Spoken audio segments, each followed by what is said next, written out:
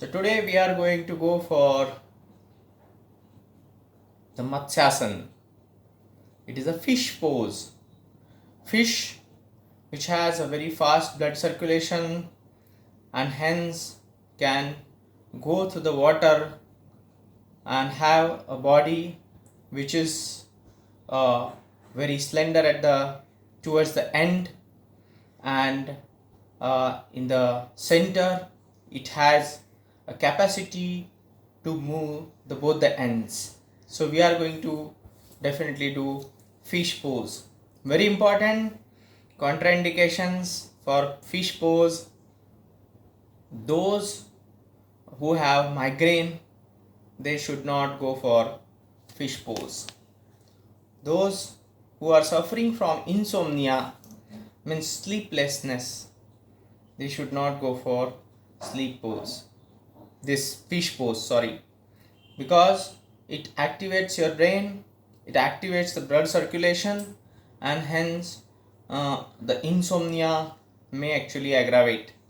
So request those who have insomnia, don't do fish pose. Ladies who are in the monthly cycle, they should connect with their physician doctor before this pose. Though it is a relaxing pose, definitely it is not recommended for pregnant ladies. It should be, they should connect with their doctor.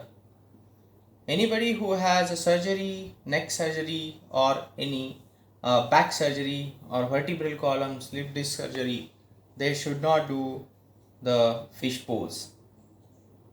People who are suffering from the cervical, they can definitely do it, but who are suffering from lumbago or sciatica, they should take care, they should connect with their physician before doing this asana.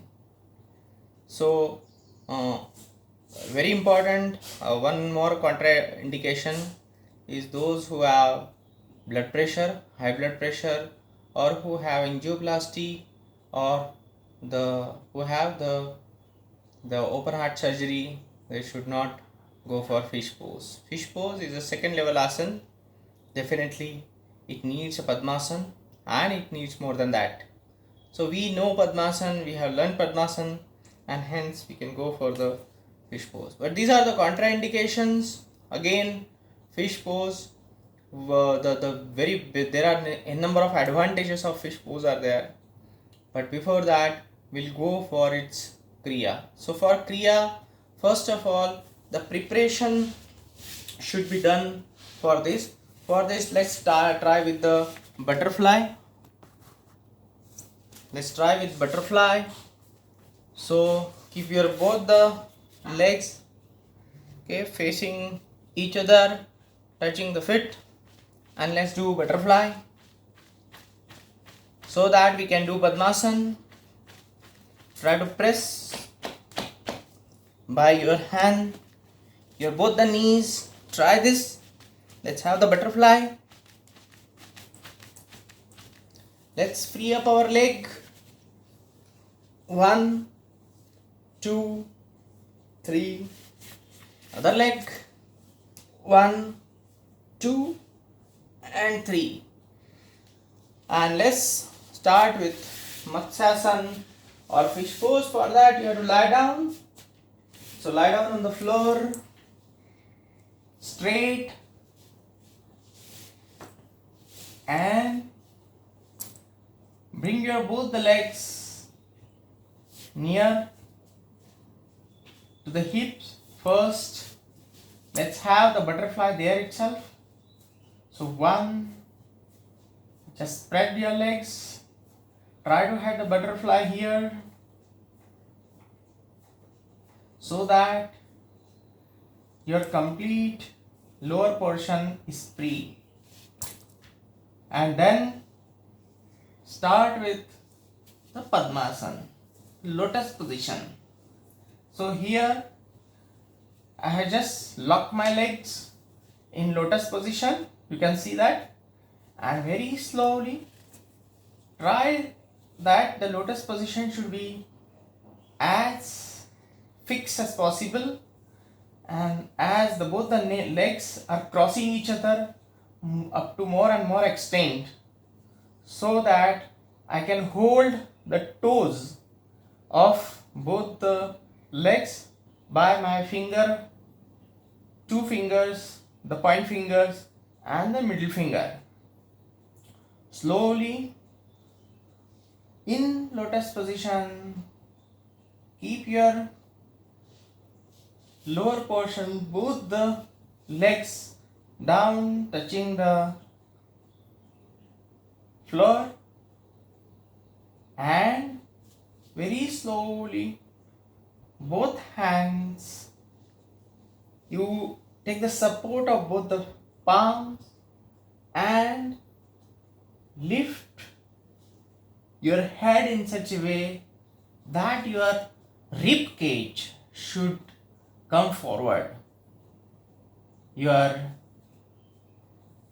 abdomen is down, rib cage is up, and your legs are touching the floor.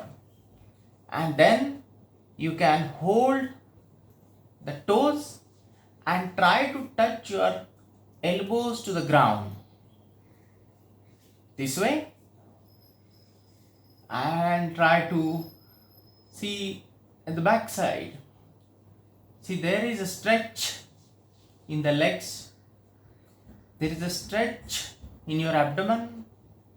There is a stretch in your throat. And there is a stretch in your neck. As a result of it, you have right from the nose to the lungs, you will find that there is an open pathway. The air pathway is completely open.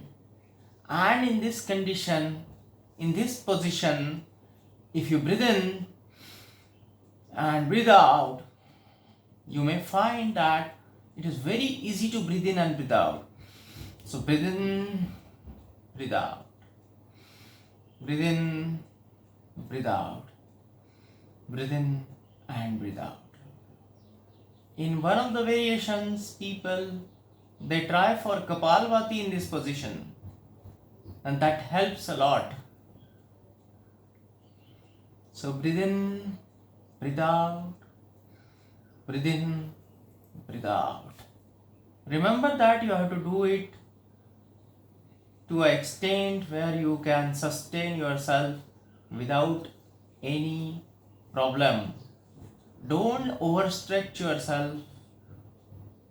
So very slowly, just relax your legs, leave your hands, leave your toes, come back, take the support of your palms and release your neck. Be there for some time. Observe the stretch you have in your lower back, in your tummy, in your chest, and slowly release the Padmasana. Lotus position. Bring yourself back to a normal position. Lie down. Take a deep breath and breathe out. Take a deep breath and breathe out. Very importantly, those who are suffering from even varicose vein, they should not even opt for it, because we are almost stopped our blood flow of our legs, but we have increased the blood flow towards our upper part of the body. Okay, so slowly turn towards your right and come back. Fish pose. The advantages of fish pose, it is for the prevention of asthma and also bronchitis. It clears the air pathway, so it is useful for prevention of that. It also keeps our vertebral column or backbone straight, active, and it frees up the cranial muscles, cranial nerves. It if somebody has lot of sleep and not able to wake up at particular time, then definitely Matsyasan is the answer for that. So it is a variation, but definitely it will help. Similarly, it will help for increasing blood circulation. Very importantly, it is found that for indigestion it helps a lot. So people who are suffering from gases or who are suffering from the because of overeating, you have a kind of constipation, indigestion, they should go for Matsyasan every day. And also people who have a kind of backache because of long hours of sitting, they should perform Matsyasan every day. So Matsyasan or the fish pose is considered as one of the supine pose where you will get a musculoskeletal coordination in your body. So that was about Matsyasan. Let's go for